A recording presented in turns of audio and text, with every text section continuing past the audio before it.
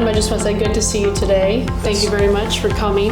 And I wanted to ask you, what are your thoughts right now with this day and age and how people are foregoing inspections altogether? And obviously you have a great inspection business and you've kept busy regardless of the climate. What are your thoughts on that? I understand in today's market that to be competitive, people are doing this. I do have fear of the backside when everyone starts moving into these homes that have not been inspected and these big surprises happen, especially with like a roof or a structure and they had no idea. The buyer is relying on the seller's disclosure, thinking like, hey, I guess if they lie to me, then I can come back at them, which is one perspective, but the seller doesn't always know. The seller doesn't see what I see. They're not qualified or able to identify major structural issues that maybe they're living with that they're unaware, or how bad the roof is because how many homeowners are up on their roof. And then you're also relying on that person to be honest. I do believe most people are honest, however, they do have a vested interest in selling that home at the maximum price for their personal gain. So with all that said, I do have some fear what's going to happen on the backside and the amount of lawsuits that'll be presented afterwards, and then just upset people with their new home, having skipped that inspection. As inspectors, we're not making guarantees on anything, but we are licensed or certified and trained in this profession to point things out. I get paid the same no matter what. So whether I show up and that roof is perfect or completely trashed, it doesn't change. I have no vested interest in that property. So it's an honest third-party opinion that's there to help protect the buyer. Again, there's no guarantees on what we're doing, but it is there to help protect that buyer, to give them some peace of mind. Right, and as a buyer's agent myself or a listing agent, I highly recommend both parties to do inspections regardless, because it is scary. I don't want anything to come back on my clients nor my agency because of it. And what would you say is the biggest thing that you're seeing as far as inspections that, at least what would you recommend the least inspection to be if people are walking into it and say, okay, well, do you have a 5-point inspection? What do you recommend to people that just for a glimpse, real quickly, what can they Yeah, so recommend? The 5-point inspection I came up with several years ago. I even wrote a magazine article on it in 2017, 2018. I remember seeing that. At that time, the intended purpose was for investors. They're coming in and flipping homes or buying rental properties, and they didn't really per se need my expertise on your kitchen or bathroom or windows or things like that, because most people can walk into a home and see those things, but they want to know about the big 5, which, I boil down to the roof, the structure, main electrical, main plumbing, and the HVAC, the heating and cooling. And, most people know whether the heat turns on or off, but they don't know if that furnace is 10 years old, 20 years old, 30 years old, what that means. They don't know if they're installed correctly. Same thing with plumbing. And then, of course, the 2 biggest majors being roof and structure, and then always electrical, because Safety. Even the handiest handyman will struggle with electrical, because it's one of those things that can mean immediate death or fire. And as a former electrician, I can't tell you how many times I got called out to do something super simple with electrical. Turns out it was just changing the light bulb, but people are so scared of it. And there's things with electrical that can work all day long until they don't, and they catch fire, and it can harm a family or kill someone. As an inspector and as a former electrician, I can see these things real quick. There are certain types of breaker panels that are just a known fire hazard. I can see those walking by them. However, the average homeowner can live with that house their entire life and never know that it was that type of panel or aluminum wiring, things like that function until they don't. And some panels are obsolete or still functioning, but I don't know, is it illegal or they're obsolete? They're known fire hazards now. Like Pacific? Federal Pacific, Stablock, Zinsko, Sylvania. Some people might say a Pushmatic. There's some debate on that, but I have all the information and insight on those. But yeah, like a Federal Pacific or a Stablock, Zinsko Sylvania panel.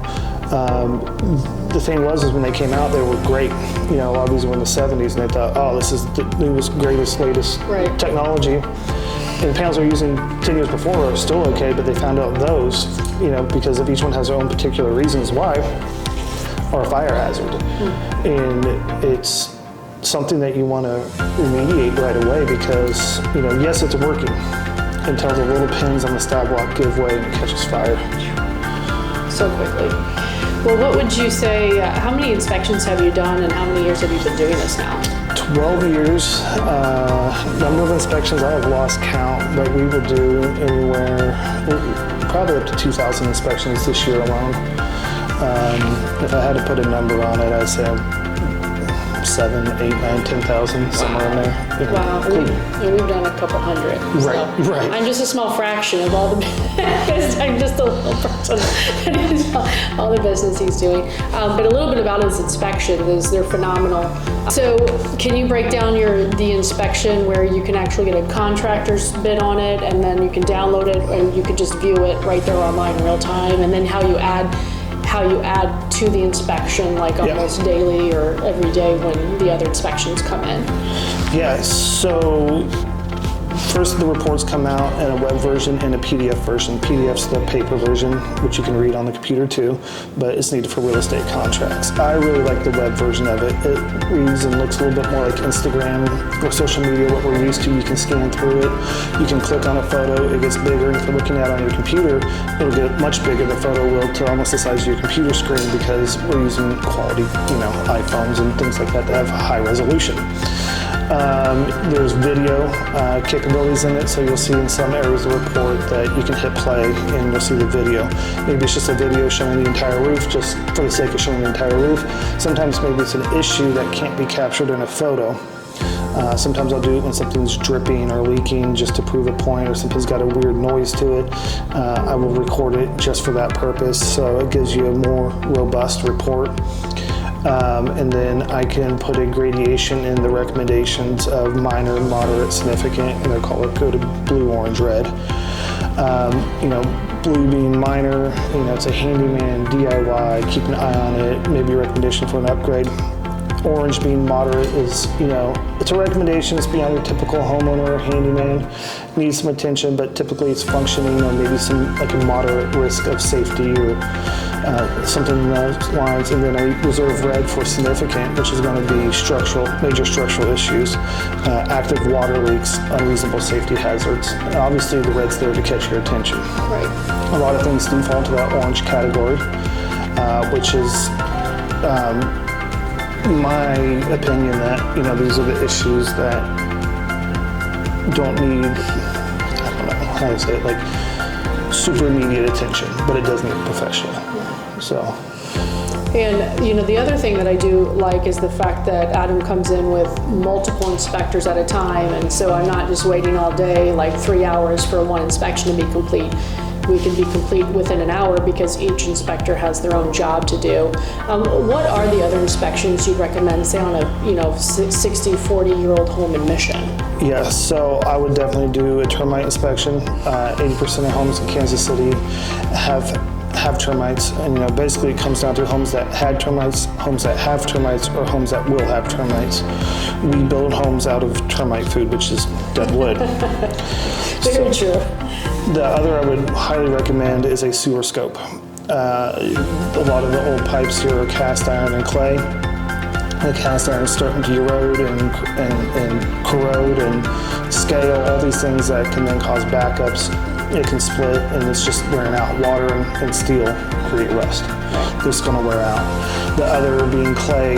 Clay tile was a commonly used exterior pipe, which I think has really been effective and can still be effective, but you get roots grown in through the joints. The joints are every 3 to 4 feet.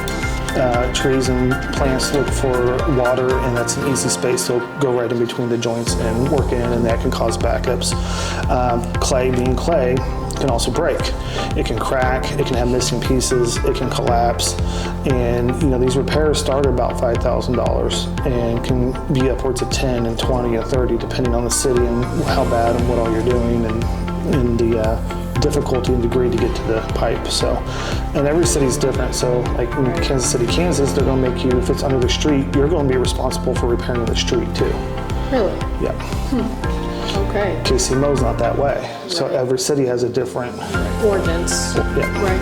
And you definitely recommend insurance on your sewer line, which you can get through your homeowner's insurance. Correct. Always, even a brand new home, I say it's worth it. It's, usually Couple dollars extra. $5 to $10 a month. I mean, it's cheaper than Netflix, and the benefit to it is in case of catastrophic failure, it's there to make those repairs. Right. And what do you think about mold or radon detection or inspections for those? I personally think they're great. I use third parties on both of those.